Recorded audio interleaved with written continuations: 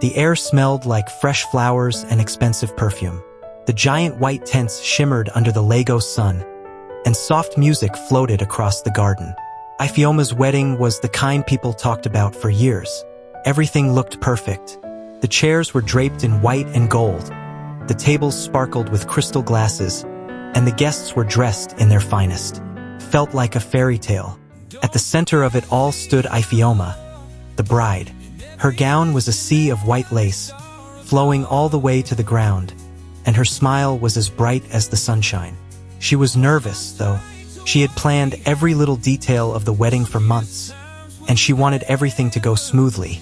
"Just breathe," she whispered to herself, gripping her bouquet tightly. Beside her was Chaik, her soon-to-be husband. He looked every bit the perfect groom in his black tuxedo, standing tall and confident. But deep down, Chaik wasn't as calm as he appeared. His eyes kept darting around the crowd, scanning the faces of the guests. He knew his older brother, Kunal, was there somewhere. Chaik hadn't wanted Kunal at the wedding, but their father had insisted. "Family is family," Chief Okonkwo had said. Chaik wasn't so sure. Kunal hadn't said a word to him in years, not since their fight over the family business. Chaik had taken over after their father retired, and Kunal had felt cheated. Things had gotten so bad that Kunal had left Lagos altogether, only returning for their father's sake. Seeing him today, Chaik couldn't shake the feeling that something wasn't right. As Chaik scanned the crowd, his eyes landed on Simba, his German shepherd, sitting near the back of the garden. Simba was tied to a post, his leash wrapped securely around it. The dog had been a part of Chaik's life for years, a gift from his late mother. Simba was calm and obedient, a quiet presence that always made Chaik feel safe. But now, Simba was restless, pacing back and forth and letting out low barks. "Why's he acting like that?" Chaik muttered to himself. "Acting like what?" Ifeoma asked, glancing up at him. "It's Simba. He's barking." "He doesn't usually bark at nothing," Chaik said, frowning. Ifeoma followed his gaze and shrugged. "Maybe he's just nervous, like the rest of us. It's a big day for him too." She laughed softly, trying to ease the tension. Chaik forced a smile and nodded, but the unease didn't leave him. The ceremony began, and for a while, everything seemed fine. The pastor's voice was steady as he led Ifeoma and Chaik through their vows. The guests watched with smiles and teary eyes as the couple exchanged rings. Even Simba had quieted down. For a moment it felt like nothing could go wrong. But then, as the pastor said, "You may now kiss the bride," Simba started barking again. This time it was louder, sharper, and more insistent. Heads turned toward the dog, and a few guests began whispering. "Do something about that dog," Adaora, Ifeoma's mother, hissed from the front row. She looked furious, her perfectly made-up face twisted with annoyance. "It's ruining the moment," Chaik signaled to one of the ushers, who hurried over to Simba and tried to calm him down. The usher knelt down, patted Simba on the head, and whispered something.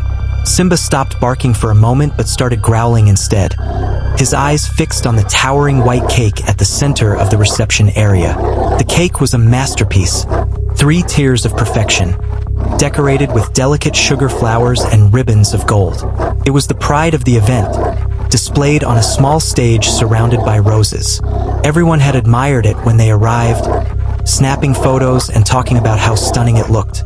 But now, Simba's growling made people uncomfortable. "What's his problem with the cake?" someone murmured. "Maybe he smells food," another guest joked, trying to lighten the mood. "Dogs can sense things humans can't," Mama Nkechi, Chaik's aunt, said with a knowing look. She was dressed in a bright green lace dress and a matching ghillie that seemed to reach for the sky. Mama Nkechi was the kind of person who believed in omens and signs. "That dog is trying to tell us something. We should listen." Adaora rolled her eyes. "Not now, Nkechi. This is a wedding, not one of your superstitious gatherings." Ifeoma glanced nervously at the cake. She didn't believe in all that talk about signs, but Simba's behavior was strange. "Do you think something's wrong?" she whispered to Chaik. "Nothing's wrong," Chaik said firmly. "Simba's just being weird. It's probably the crowd or the music. He'll settle down." But Simba didn't settle down. As the couple walked back up the aisle after the ceremony, with guests cheering and tossing flower petals, Simba broke free from his leash. He bolted straight toward the cake, barking like his life depended on it. Gasps filled the air as Simba leapt onto the stage, growling and circling the cake. The guests froze, unsure of what to do. The bakers, who had been standing nearby, rushed forward, shouting and trying to pull the dog away. But Simba wouldn't budge. He kept barking, his sharp teeth bared, his eyes fixed on the bottom tier of the cake. "Get that dog out of here," Edaora shouted, her voice rising above the commotion. "This is a disgrace." Chike hurried over to Simba, grabbing his leash and pulling him back. "Simba, stop," he commanded, his voice firm. Simba stopped barking but didn't stop growling. His body was tense, his tail stiff, and his ears pointed straight up. "What's gotten into him?" Chike muttered, more to himself than anyone else. Mama Nkechi stepped forward, her expression serious. "I'm telling you, Chike, that dog knows something. We need to be careful." Edaora threw up her hands. "Oh, please.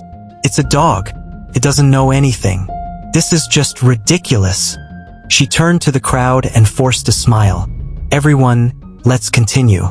Don't let this small distraction ruin the day." But it wasn't a small distraction anymore. People were whispering, some looking at the cake with suspicion. Ifeoma felt her chest tighten. She had spent months planning this wedding, and now everything was falling apart. "Chike, maybe we should check the cake," she said quietly, her voice trembling. "What? Why?" Chike asked, frowning.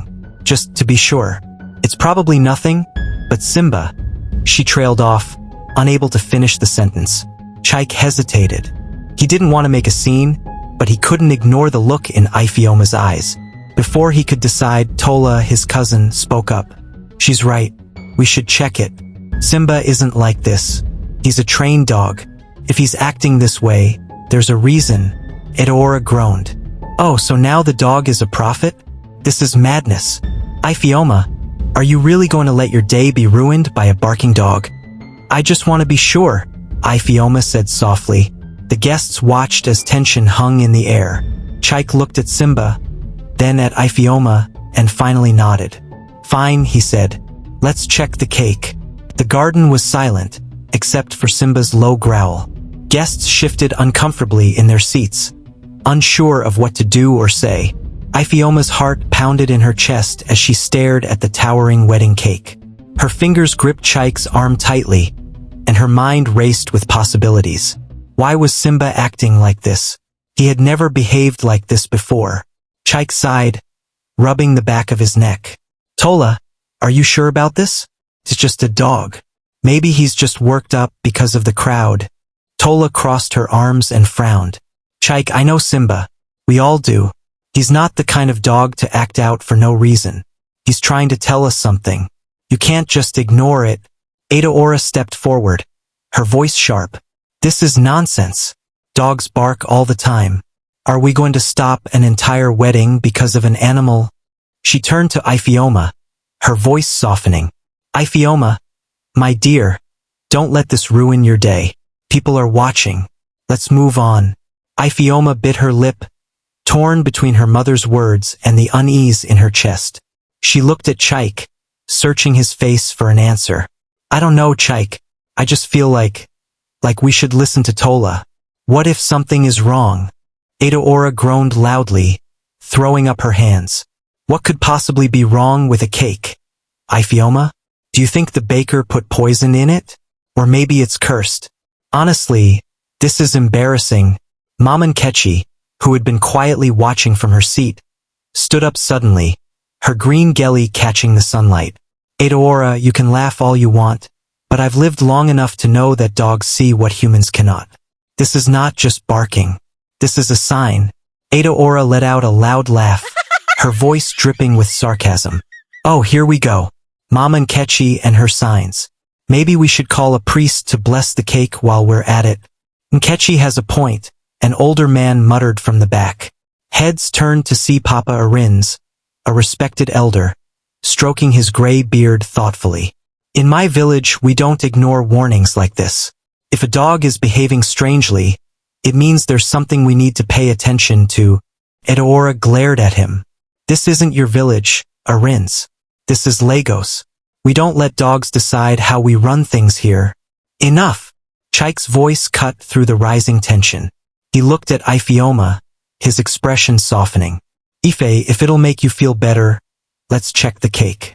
It's your day, and I don't want you to have any regrets. Edaora threw her hands up again. Unbelievable. Fine. Go ahead and check the cake. Waste everyone's time. But when you see there's nothing wrong, don't say I didn't warn you. Guests murmured as the baker was called over. She was a petite woman named Neka, dressed in a white apron stained with flour and sugar. Her hands trembled as she approached the cake, her eyes darting between Simba and the towering tears. Is something wrong? Neka asked, her voice shaky. I don't understand what's happening. Simba barked again, lunging forward despite Chike holding his leash tightly.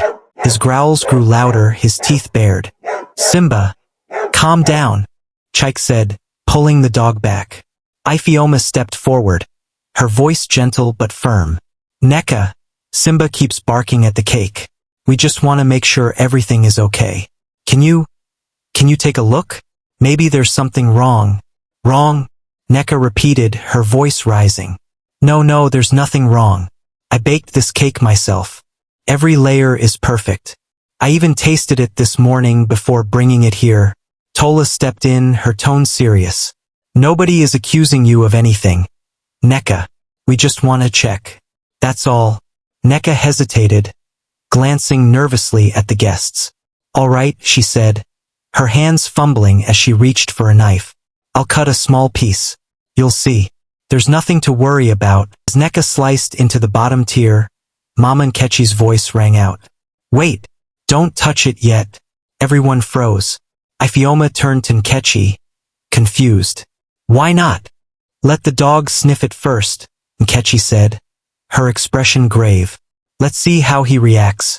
Edaora rolled her eyes so hard it seemed they might get stuck. This is ridiculous. Are we hosting a dog's birthday party now? Ignoring her, Nkechi waved Chike over. Bring Simba closer. Chike hesitated but eventually led Simba to the table. The dog sniffed the slice of cake, his nose twitching rapidly. His growls grew louder, his body tense as if ready to pounce. It's the cake, Tola whispered, her face pale. He's reacting to the cake. Neka's hands flew to her mouth. No, that's impossible. I baked this cake myself. I swear there's nothing wrong with it. You said that already, Nkechi said sharply. But the dog says otherwise. Edaora stepped forward, her voice loud and angry. All right, enough of this nonsense. If you want to ruin the wedding over a barking dog, then go ahead. But don't expect me to stand here and watch this madness. Calm down, Edaora, Papa Arins said. Nobody is trying to ruin the wedding. We just need to be sure. Sure of what? Edaora snapped. That a dog is smarter than all of us? The tension was thick as Chike's friend, Emeka, stepped forward. He was a doctor, always carrying a small emergency kit. If everyone is okay with it, Emeka said carefully, I can test a small piece of the cake, just to be safe. Test it. Neka's voice wavered. Test it for what? Anything unusual, Emeka said. Sometimes these things happen. It's better to be cautious. Neka looked like she might faint. But I didn't do anything wrong. I swear. Nobody's blaming you, Ifeoma said softly. Please, Neka. Just let him check. Reluctantly, Neka handed Emeka the slice. He opened his kit, pulling out a small vial and a strip of test paper. Everyone watched in silence as he performed the test, dipping the paper into the cake. The strip turned dark almost immediately. What does that mean? Ifeoma asked, her voice barely above a whisper. Emeka's face was grim. It means there's something in the cake. Something that shouldn't be there. Gasps filled the garden. Edaora stumbled back, her hand clutching her chest. No, that can't be. What's in it? Chike asked, his voice steady but his eyes wide with shock. Cyanide, Emeka said quietly.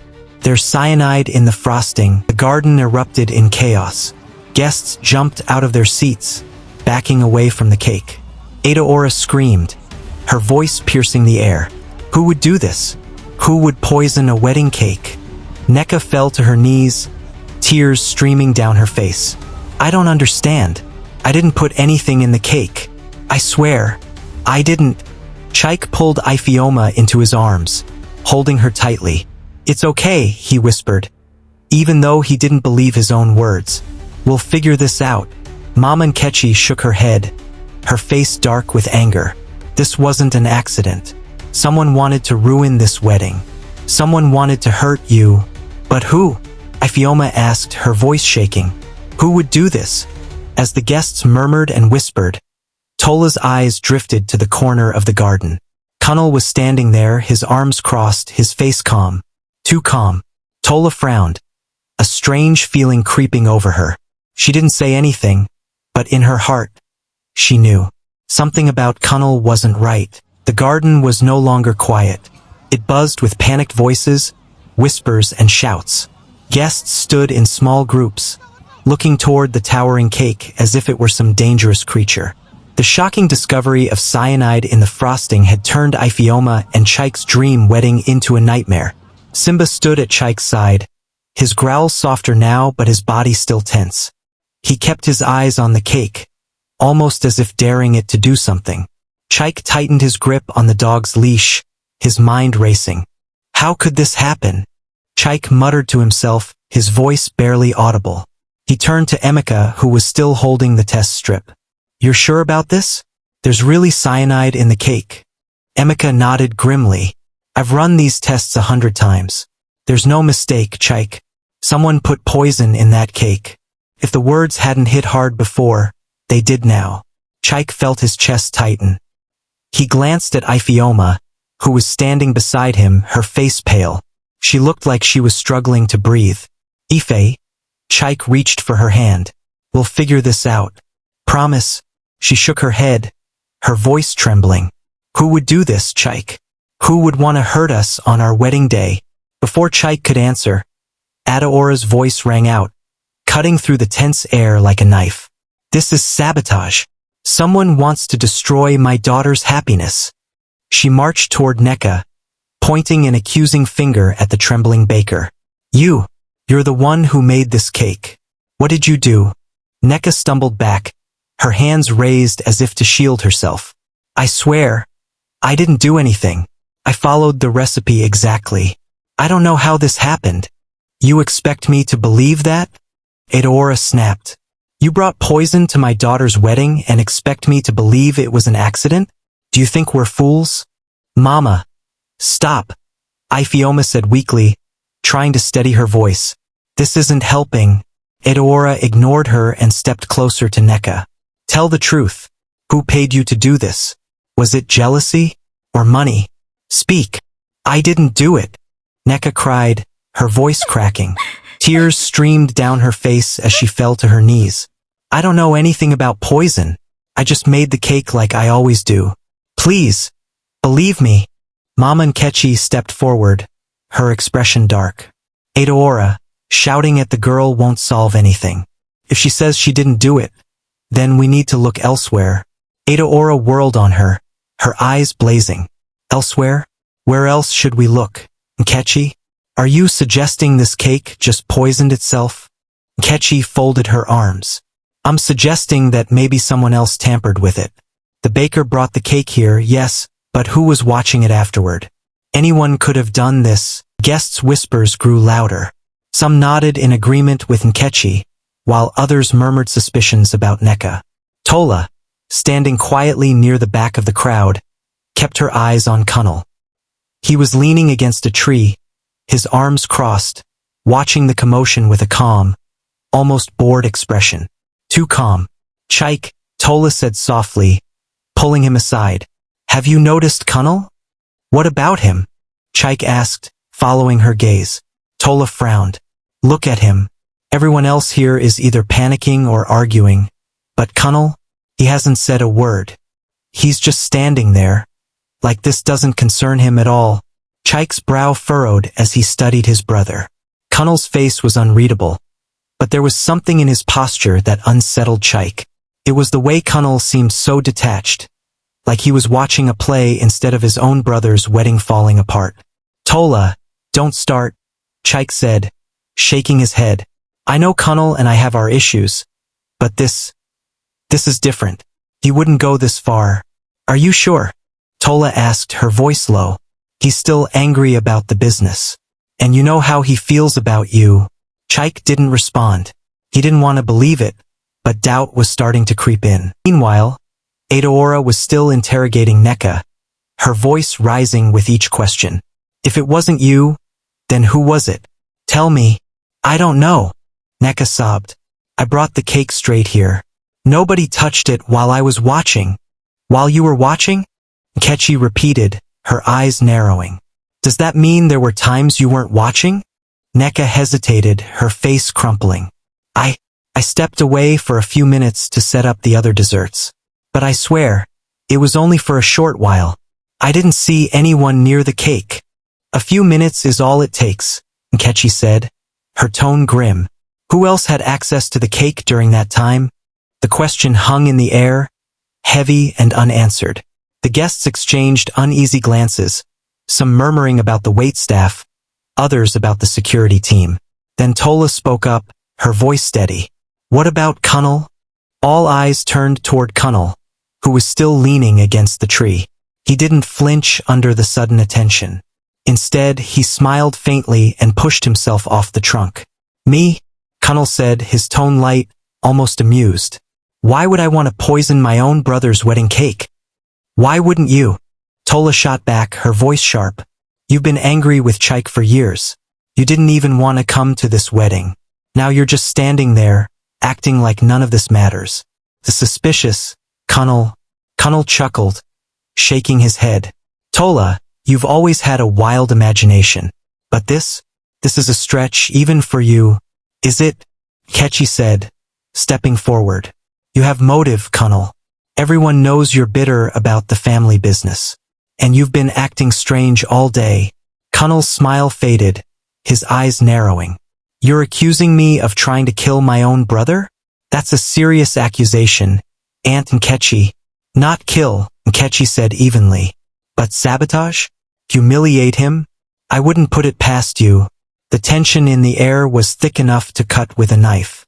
Chike finally stepped in, his voice firm. Enough. Kunnel, did you have anything to do with this? Kunnel met his brother's gaze, his expression unreadable. No, Chike, I didn't. For a moment, Chike wanted to believe him, but the nagging doubt in his chest wouldn't go away. If you didn't, then you won't mind if we ask some questions. Where were you when the cake was left unattended? Kunnel's jaw tightened. I was here mingling with the guests. Ask anyone. And did you see anyone near the cake? Tola pressed. Kunnel hesitated for the briefest moment before shaking his head. No, I didn't see anything. The guests' whispers grew louder, the tension climbing higher. Ifeoma clung to Chike's arm, her voice trembling. Chike, what if it was him? What if Tola's right? I don't know, Chike said quietly. I just don't know. As the arguments continued and suspicions grew, Simba let out another bark, breaking the uneasy silence. The dog's sharp eyes darted between Kunnel and the cake, as if he could sense something no one else could. Chike looked down at Simba, his mind racing. Could it really be Kunnel? Or was the truth hiding somewhere else? The crowd grew restless as the accusations swirled, and Chike stood frozen in the center of it all. His heart pounded and his thoughts raced. Simba, still growling low, tugged against the leash as if urging Chike to act. Kunnel's calm face remained a stark contrast to the chaos around him, and Tola's sharp accusations continued to echo in Chike's ears. Kunnel, Chike said firmly, his voice cutting through the murmurs. If you didn't do anything, then you have nothing to worry about. But we need answers. Kunnel smirked, brushing invisible dust off his sleeve. Answers? Fine. Ask all the questions you want, little brother. But accusing me without proof? That's low even for you. Tola wasn't backing down. You think this is a joke, Kunnel? Do you see the panic you've caused? There's poison in that cake. People could have died. If you're innocent, then explain why you've been acting so strange. Connell's smile faded, replaced by a scowl. Strange? I'm acting strange because I'm stuck here with people who are ready to point fingers at the first convenient target. You want to blame me because it's easy. But guess what, Tola? Not everything is about me. Chaik raised his hand to stop the argument. Enough. This isn't helping. He turned to Emeka, who still held his testing kit. Can you test the rest of the cake? Maybe it will give us more information. Emeka hesitated but nodded. I can test a few more sections. It won't take long. The guests held their breath as Emeka carefully cut another piece from the second tier of the cake. He dipped a fresh test strip into the frosting, his movements precise and deliberate. The seconds felt like hours as everyone watched, waiting for the results. The test strip darkened almost immediately. Emeka's face turned grim. There's cyanide in this tier too. Another wave of gasps rippled through the crowd. Some guests stepped back, murmuring in fear. Adaora clutched her chest, shaking her head. This can't be real. Who would do something so evil? Mama Nkechi, standing tall with her geli swaying slightly, spoke up. It's not a question of who anymore, Adaora. It's a question of why. Someone wanted this wedding ruined. Maybe even worse. Connell, arms crossed, rolled his eyes. Here we go again. I'm sure you're about to say it was me. Tola's voice was sharp. You're the only one here who has a reason to hate Chaik. Connell scoffed. Hate? Oh please. I don't hate him. I don't even think about him. What's the point? Chaik stepped forward, his voice steady but low. Connell, stop playing games. This isn't about the past anymore. This is about today. Right here, right now. If you know something, tell me. Connell's expression shifted, just for a moment. He looked almost hurt, but he quickly masked it with his usual indifference. I don't know anything, Chaik. Believe whatever you want.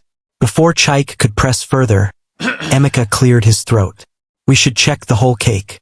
There could be other clues. Guests watched as Emeka worked, cutting small pieces from each tier and running his tests. The tension in the air was unbearable. Adaora paced back and forth, muttering to herself, while Mama Nkechi whispered prayers under her breath. Ifeoma clung to Chaik's arm, her nails digging into his skin. Emeka, what are you finding? Ifeoma asked softly, her voice trembling. Emeka hesitated before answering. It's the same. Cyanide in every tier.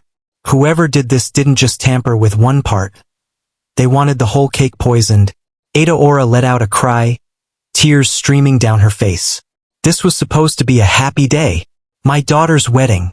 How could someone be so cruel? Cruelty is easy when there's jealousy involved, Nkechi said pointedly, her eyes darting to Connell. Connell threw his hands up in frustration. Oh, come on. How many times do I have to say it? I didn't touch the cake. Then who did? Tola shot back. If not you, then who? As the arguing continued, one of the waitstaff stepped forward hesitantly. She was a young woman with a nervous expression, her hands fidgeting with the hem of her uniform. Excuse me, she said quietly, but no one heard her over the noise. She tried again, a little louder. Excuse me, please. Chaik noticed her and raised a hand to silence the crowd. What is it? The waitress swallowed hard, her eyes darting between Chaik and the cake. I think I saw someone near the cake earlier. The crowd hushed instantly. All eyes turned to her, and she looked like she wanted to disappear. Who? Chaik asked, his voice calm but firm. Who did you see? The waitress hesitated, wringing her hands. I don't know his name. He was wearing sunglasses and a hat. He looked like he didn't want anyone to notice him. What did he do?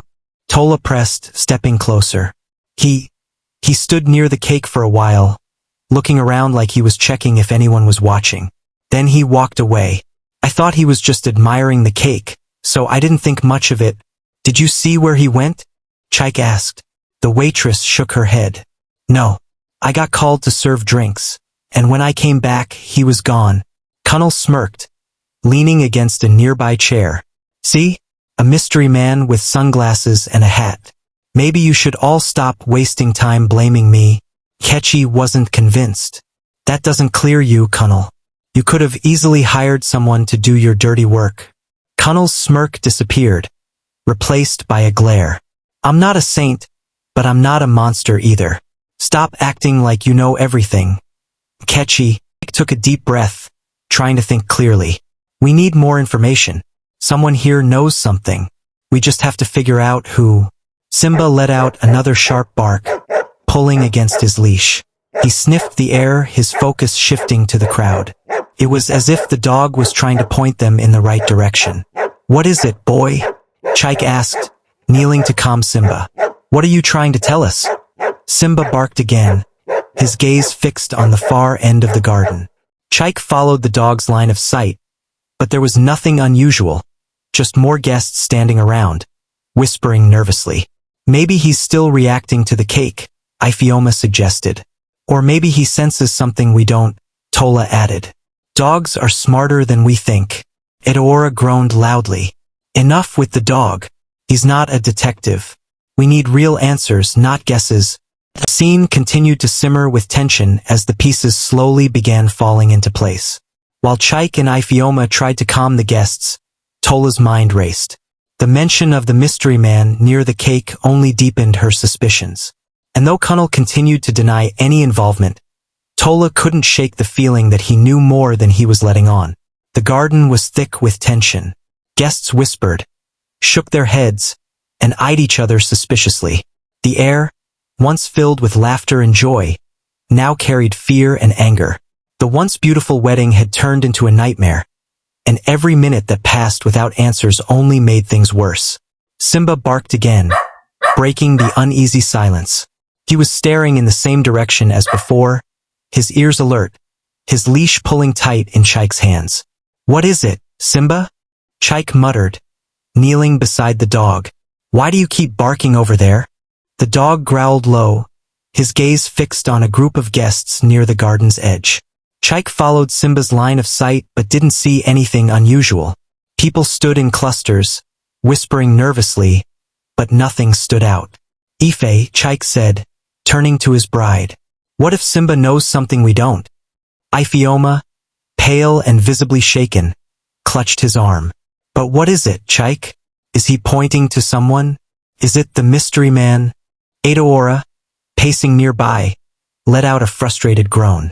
Oh, for heaven's sake. It's a dog, Chike. A dog. This isn't some detective movie. Are we seriously going to rely on an animal to solve this? Mama, stop, Ifeoma said sharply, her voice breaking. Simba is the only reason we even found out about the cake. If it weren't for him, we wouldn't have known it was poisoned. So please just stop. Edaora opened her mouth to argue but closed it when she saw the look on her daughter's face. For once, she stayed quiet. Tola, standing nearby with her arms crossed, spoke up. If Simba's barking at something, it's not random. Dogs don't act like this unless there's a reason. We need to figure out what he's sensing.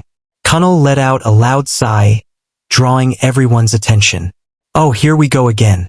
More talk about the dog. Why don't we just ask him to write a report while we're at it? Cunnel, Chike said, his voice low and dangerous. If you're innocent, you'd stop making jokes and start helping us figure this out. Cunnel's smirk faded, replaced by a glare. And what exactly do you want me to do, Chike? Sniff the cake myself? Or maybe interrogate the dog? Tola stepped forward, her voice sharp. How about telling us the truth for once, Cunnel? You've been dodging questions and acting shady all day. If you're not involved, prove it. Cunnel laughed bitterly. Prove it? How do you prove you didn't do something? This is ridiculous.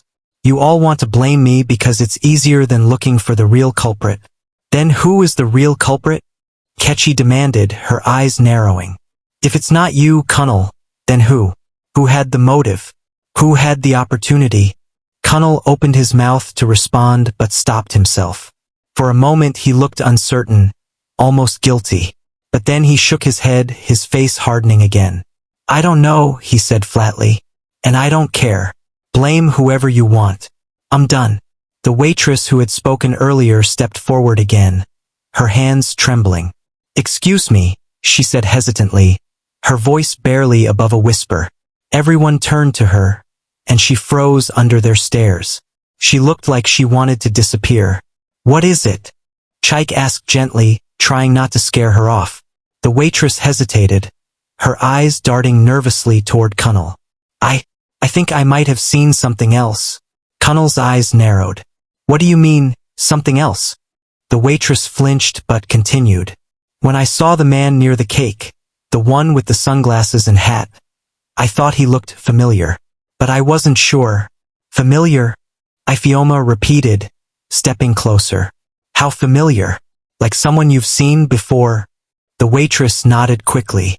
"Yes, but not here. I think I've seen him with him." She pointed a shaky finger toward Kunal.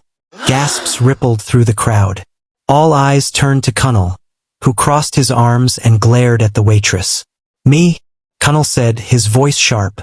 "You're saying this mystery man, who no one else has seen, was with me? That's convenient." "It's true," the waitress insisted, her voice rising. "I've seen you two together before. I don't know his name, but I've seen you talking to him."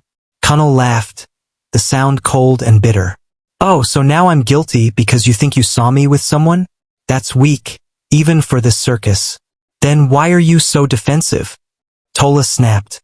"If you're innocent, why not let us check?" "Check what?" Kunal shot back. "There's nothing to check. This is all a waste of time." As the argument heated up, Emeka stepped forward, his calm voice cutting through the chaos. "There's one way to find out if Kunal is involved or not. We can look for any signs that he interacted with the cake." "How do we do that?" Chaik asked. Emeka held up his testing kit. "If Kunal touched the cake, or anything related to it, we might find traces of the poison on him." Kunal's face darkened. "You've got to be kidding me. You want to test me now? What's next, a lie detector?" "If you have nothing to hide, there's no reason to refuse," Nkechi said, her voice steady. Kunal hesitated, his jaw clenching. For a moment it looked like he might refuse. But then he shrugged, forcing a smirk. "Fine. Test me. Do whatever you want. I've got nothing to hide." The guests watched in tense silence as Emeka prepared the test. He carefully swabbed Kunal's hands, then ran the sample through a small portable device. The seconds ticked by, each one feeling longer than the last. Finally, the device beeped. Emeka's face hardened as he looked at the results. "Well?" Chaik asked, his voice tight. Emeka looked up, his expression grim. "There are traces of cyanide on his hands." The crowd erupted in gasps and shouts. Adaora clutched her chest, shaking her head in disbelief. "Kunal, how could you?" Kunal's smirk vanished. He took a step back, his eyes darting around the garden. That's not possible. I didn't touch the cake. This is a mistake." "It's not a mistake," Emeka said firmly. "The test doesn't lie. The cyanide came from the cake. How else would it get on your hands?" "I don't know," Kunal shouted, his voice rising in panic. "Maybe someone set me up. Maybe—" "Enough!" Chaik's voice boomed, silencing the crowd. He stepped toward his brother, his eyes blazing. "Kunal, stop lying. Just tell the truth. Did you do this?" Kunal hesitated, his mouth opening and closing as if searching for the right words. Finally, he sighed and lowered his head. "I didn't mean for it to go this far," he said quietly. I just wanted to ruin the wedding, not hurt anyone. I swear." The confession hit like a thunderclap. Ifeoma staggered back, tears streaming down her face. Chaik's hands clenched into fists, his voice trembling with anger. "You wanted to ruin my wedding?" he said slowly, his voice low and dangerous. "Why, Kunal? Why would you do this to me?"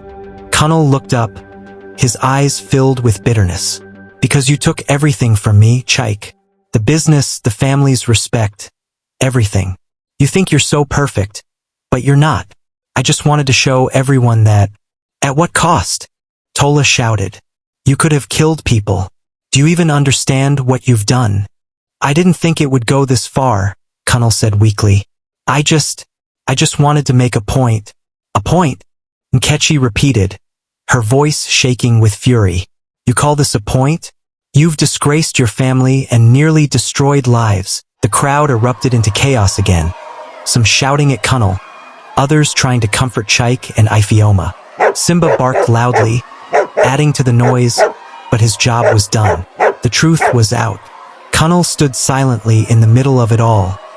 His shoulders slumped, his face pale. For once, he had no words, no excuses.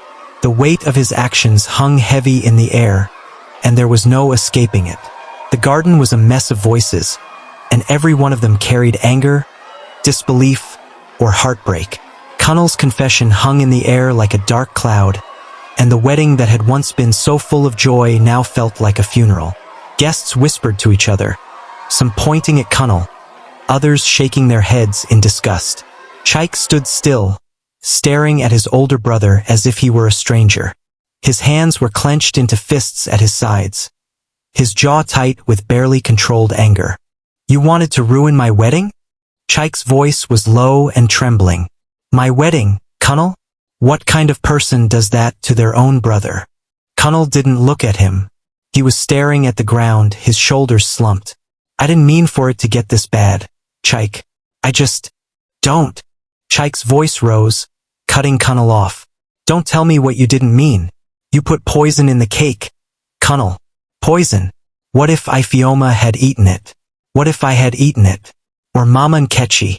Or one of the guests? What then? Kunnal looked up, his eyes wide with panic. I didn't think anyone would eat it.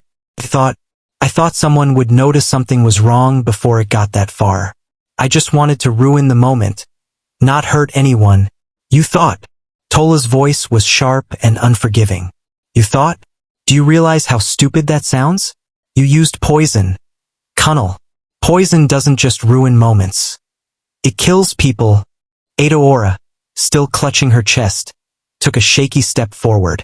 You could have killed my daughter, she said, her voice trembling. My Ifeoma. You're a monster, Kunnal. A monster. Kunnal flinched as her words hit him, but he didn't try to defend himself. Instead, he looked toward their father, Chief Okonkwo, who had been silent through the entire ordeal. The old man stood apart from the crowd, his face blank, his eyes unreadable. Papa, Kunnal said quietly, almost pleading. You know I didn't mean for this to happen. Please, say something. Chief Okonkwo didn't move. His deep voice finally broke the silence, each word carrying the weight of his disappointment. What do you want me to say, Kunnal? That I'm proud of you? That I'm happy my son has brought shame to this family? Papa, You didn't think, Chief Okonkwo interrupted sharply. That's the only thing you didn't do, Kunnal. You didn't think about your brother. You didn't think about his bride. You didn't think about this family. You only thought about yourself. Kunnal's head dropped again, but his father wasn't finished. I worked my whole life to build this family's name, to make sure my children would never have to suffer the way I did. Chief Okonkwo continued, his voice growing louder. And now, in one day, you've destroyed it. Do you know what people will say about us? About you? About me? I didn't mean. Kunnal tried again, but his father's glare silenced him. You didn't mean, Chief Okonkwo repeated bitterly. That's all you have to say? After everything you've done, all you can say is that you didn't mean it. Ifeoma, who had been quiet through most of the confrontation, suddenly spoke. Her voice was soft, but it carried a sharp edge that cut through the noise. Why, Kunnal? I need to know why. Why would you do this to us? To Chike? What did we ever do to you? Kunnal hesitated, his lips pressing into a thin line. For a moment, it looked like he wasn't going to answer. But then he sighed and rubbed his hands over his face. I was angry, he admitted, his voice barely audible. Angry at Chike, at how everything always goes his way. The business, the family's respect, even this wedding. He gets everything and I get nothing. Nothing? Chike said, his voice rising again. You think you've had nothing, Kunnal? Papa gave you the same opportunities he gave me. You're the one who walked away. You're the one who let your anger ruin everything for yourself. Kunnal shook his head. It's not that simple. It is that simple. Tola snapped. You chose to be bitter. You chose to sabotage this wedding. Nobody forced you to do any of this, Cunnel. You did it to yourself. Crowd's murmurs grew louder as the argument continued. Some guests started leaving, shaking their heads in disgust. Others stayed, too shocked to move, as the family's dirty laundry was aired in front of everyone. Edaora turned to Chief Okonkwo, her voice sharp. You see what your son has done, Okonkwo? This is the man you raised. This is what you've brought into our lives. Okonkwo's face darkened. Do not speak to me as if your family is perfect, Edaora. My son may have failed me, but your daughter's family will not escape this shame either. Everyone here will remember this day as a disgrace. This is not my daughter's fault. Edaora shot back. Ifeoma didn't ask for any of this. She didn't ask to marry into a family with so much hatred. The word stung, but Ifeoma barely reacted. She was too focused on Cunnel, her eyes burning with tears and anger. You didn't just hurt Chike today, Cunnel. You hurt me. You hurt all of us. Cunnel met her gaze, but he couldn't hold it. He looked away, guilt written all over his face. Simba barked again, as if to remind everyone of his role in uncovering the truth. Chike knelt beside the dog, rubbing his head gently. You saved us, boy, he murmured. You saw what we couldn't. Ifeoma knelt beside him, her hand resting on Simba's back. If it weren't for Simba, I don't even want to think about what could have happened. The moment of quiet was short-lived. Chief Okonkwo stepped forward, his voice commanding attention once more. Cunnel, he said, you will leave this place immediately. You are no longer welcome here. Cunnel's eyes widened. Papa, no. Please. You heard me, Okonkwo said firmly. You've disgraced this family enough for one lifetime. I cannot call you my son after this. Papa, please, Cunnel begged, his voice cracking. I know I messed up. I know I don't deserve forgiveness, but I'm still your son. Please don't do this. Okonkwo didn't respond. He turned away, his face hard and unyielding. Kola stepped forward, her voice cold. Security, make sure he leaves. Cunnel looked around desperately, but no one came to his defense. The guests avoided his gaze, and his family stood silently, their faces full of hurt and disappointment. As the security guards approached, Cunnel gave one last look at Chike. I'm sorry, he said quietly. I really am. Chike didn't respond. He just watched as his brother was escorted away, the weight of betrayal heavy on his shoulders. When Cunnel was gone, the garden fell silent. The guests slowly began to disperse, leaving behind only the family and a few close friends. Ifeoma leaned against Chike, her tears soaking into his jacket. What do we do now? She whispered. Chike wrapped his arms around her, holding her tightly. We move forward, he said softly. We don't let this ruin us. Mama Nkechi nodded, her voice steady. What happened today was terrible, but it doesn't have to define this family. We can rebuild. We can heal. Edaora, still visibly shaken, didn't argue. For once, she simply nodded in agreement. The once bustling garden was now quiet. Most of the guests had left, and the few who remained were close family and friends, lingering out of concern. The grand wedding, which had started as a celebration of love, was now a mess of shattered expectations and raw emotions. Ifeoma sat on one of the chairs near the empty aisle, her hands trembling in her lap. Her veil had been removed, and her carefully styled hair now hung loose around her face. She looked tired, and her eyes were swollen from crying. Chike knelt in front of her, holding her hands in his. His face was serious, his eyes filled with guilt and worry. Ifeoma, he began softly, I don't even know where to start. I'm so sorry. She shook her head, her voice barely audible. It's not your fault, Chike. You didn't do this. Cunnel did. But he's my brother, Chike said, his voice breaking. I should have known he was capable of something like this. I should have done more to stop him. How could you have known? She asked, looking at him with tired eyes. None of us saw this coming. Mama Nkechi and Edaora stood together, whispering. Edaora was still visibly upset, her arms crossed tightly over her chest. Nkechi, though calmer, had a look of deep concern. What now? Edaora asked, her voice sharp but quiet. Do we just pretend like this didn't happen? No one is pretending, Nkechi replied gently. But the worst is over. Now we have to focus on healing. Healing? Edaora said bitterly. How do you heal from this? My daughter's wedding was ruined. The whole town will talk about this for years. They'll talk, yes, Nkechi admitted. But they'll also see that Ifeoma and Chaik didn't let this break them. That's what matters. Edaora didn't respond.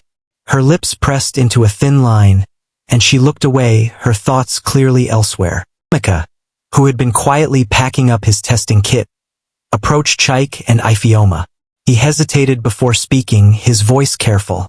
Chaik, Ifeoma, I know today didn't go as planned, but you still have each other. That's something no one can take away. Chaik nodded, though his expression was somber. Thanks, Emika. You're right. It's hard to feel that way right now. I understand, Emika said, glancing at Simba, who sat obediently at Chaik's feet. But if there's one bright spot in all of this, it's that dog. Simba saved you both. If he hadn't barked when he did. Ifeoma reached down to stroke Simba's head, her touch soft and grateful. He's a hero, she said, her voice trembling. We owe him everything. Simba wagged his tail slightly, leaning into her hand as if he understood her words. Chief Okonkwo, who had been standing silently by the garden's edge, finally stepped forward. His face was heavy with regret. His shoulders slumped as if carrying the weight of the world. Ifeoma, he said, his deep voice startling her. Chaik. They both looked up at him, their expressions wary but respectful. The tension between father and son was still palpable. I failed you both, Okonkwo said, his tone somber. As a father, as the head of this family. I let Kunnel's bitterness fester for too long. I should have seen the signs. I should have stopped him before it came to this. Papa, Chaik began, but Okonkwo held up a hand to stop him. No, let me finish, Okonkwo said firmly. Kunnel's actions were his own, but I take responsibility for my part in this. I should have been a better father to him and to you, Chaik. And for that, I am deeply sorry. Chaik looked at his father, his emotions a mix of anger and sadness.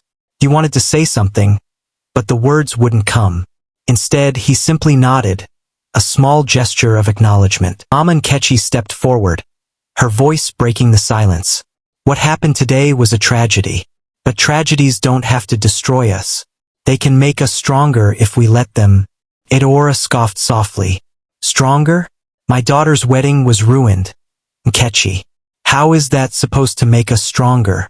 It wasn't just about the wedding, Nkechi said gently. It was about love. And that love is still here. Ifeoma and Chaik are still together. That's what matters most. Edaora didn't respond immediately. She glanced at her daughter, who was now leaning into Chaik's arms, and her expression softened ever so slightly. Who had been standing nearby, spoke up. What are we going to do about Kunnel? The question hung in the air, heavy and unresolved. Everyone seemed to avoid looking at each other, unsure of how to answer. He's gone, Chaik said finally, his voice steady. And I don't want to talk about him right now. Today isn't about Kunnel anymore. It's about Ifeoma and me. Nkechi nodded approvingly. That's the right attitude, Chaik. Focus on what matters most. As the sun began to set, the family slowly started to clean up the remnants of the wedding. The cake, once the centerpiece of the celebration, had been removed and discarded. The decorations, though still beautiful, now felt hollow and out of place. Chaik and Ifeoma sat together, watching as the last of the guests left. Simba lay at their feet, his eyes half closed but still alert. What happens next? Ifeoma asked softly, her voice filled with uncertainty. We move forward, Chaik said, echoing his earlier words. We rebuild. And we don't let this define us. Ifeoma nodded, though tears still glistened in her eyes. I just wanted today to be perfect. It wasn't perfect, Chaik admitted, taking her hand in his. But it was real. And we're still here. Together. She smiled faintly, leaning her head against his shoulder. The night was calm, the chaos of the day finally settling into an eerie quiet. The garden, once full of laughter and celebration, was now almost empty. A few workers moved quietly, packing up chairs and decorations, while Chaik, Iphioma, and their closest family sat together under a small canopy. The air felt heavy, but there was a sense of relief that the worst was over. Iphioma leaned back in her chair, her hand resting on Simba's head. The dog sat loyally by her side, his eyes watching every movement, as if he was still on guard. She stroked his fur absent-mindedly, her thoughts far away. "I never thought my wedding day would end like this," she said softly, her voice breaking the silence. Chaik, sitting beside her, reached for her hand. "I know," he said gently. "I wanted it to be perfect for you. I'm sorry I couldn't protect you from all this."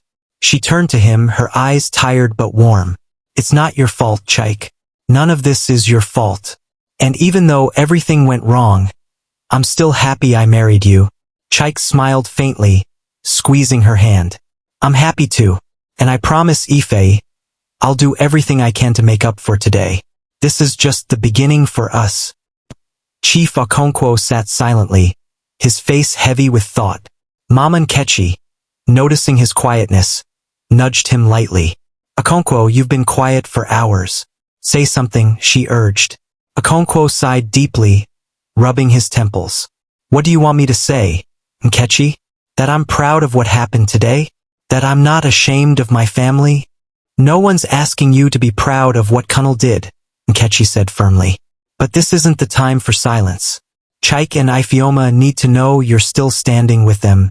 Okonkwo looked at his son, his gaze softening. "Chaik," he said slowly, "I've made many mistakes as a father. I didn't handle Kunal the way I should have. Maybe if I had, this wouldn't have happened. But today showed me something important." "What's that?" Chaik asked, his voice cautious. Okonkwo straightened in his chair, his voice steady. "It showed me that you're a stronger man than I ever gave you credit for. The way you handled yourself today, the way you stood by Iphioma, even with everything falling apart. I'm proud of you, my son." Chaik blinked, surprised by his father's words. "Thank you, Papa. That means a lot." Edaora, sitting nearby with her arms crossed, cleared her throat loudly. "Well, it's nice that you're proud of Chaik, Okonkwo, but let's not forget what your other son did to ruin my daughter's big day." Iphioma winced, glancing at her mother. "Mama, please, not now." "No, Iphioma," Edaora said, her voice rising slightly. "This was supposed to be the happiest day of your life, and it turned into a disaster because of this family's issues. Someone needs to say it." Kechi frowned.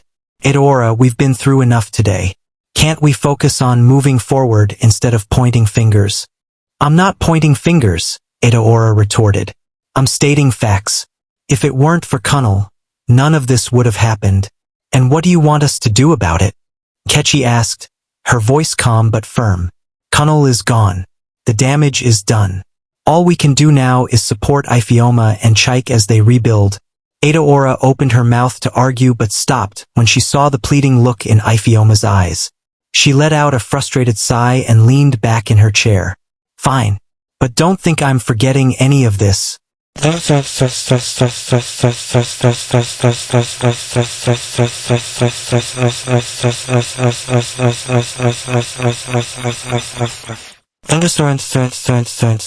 Tola, standing nearby, decided to break the tension. "You know," she said, her tone light, "for all the chaos today, there's one thing we can all agree on." "What's that?" Iphioma asked, her curiosity piqued. Tola grinned and pointed at Simba. "This dog is the real MVP. If it weren't for Simba, we'd all be in the hospital right now, or worse." Everyone turned to look at Simba, who wagged his tail as if he understood he was being praised. Chaik chuckled softly, reaching down to scratch the dog's ears. "She's right," Chaik said. "Simba saved us. He deserves a medal or something. Or a steak," Emeka added with a laugh. "A big one." Iphioma smiled for the first time in hours, her hand still resting on Simba's head. "He's more than a hero. He's family. I don't know what we would have done without him."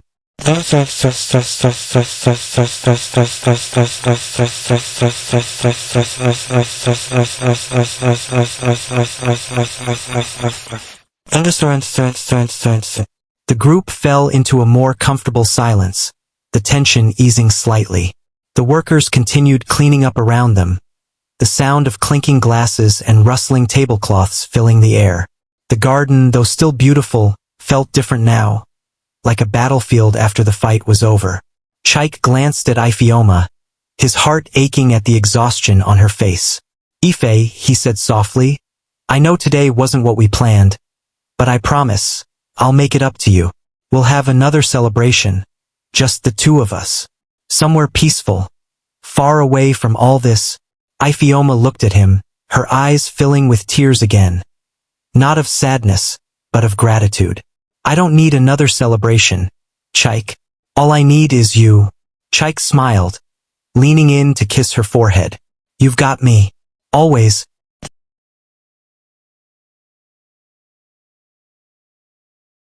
Okonkwo cleared his throat, drawing their attention. "Before the night ends, I want to say one last thing." Everyone turned to him, waiting for his words. "We've been through a lot today," he began, his tone serious. "But if there's one thing I've learned, it's that family is everything. Even when we fail each other, even when we make mistakes, we must find a way to forgive and move forward. That's the only way we survive." Edoora snorted softly but didn't argue. Nkechi nodded in agreement, her expression thoughtful. Chaik and Ifeoma exchanged a glance, their hands still intertwined.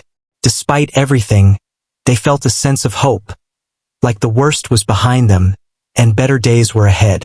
As the night wore on, the family slowly began to leave the garden, their steps heavy but determined. Simba trotted alongside Chaik and Ifeoma, his tail wagging, as if leading them into a brighter future. "Ifeoma," Chaik said as they reached the car, "no matter what happens, I promise to protect you. I won't let anything like this happen again."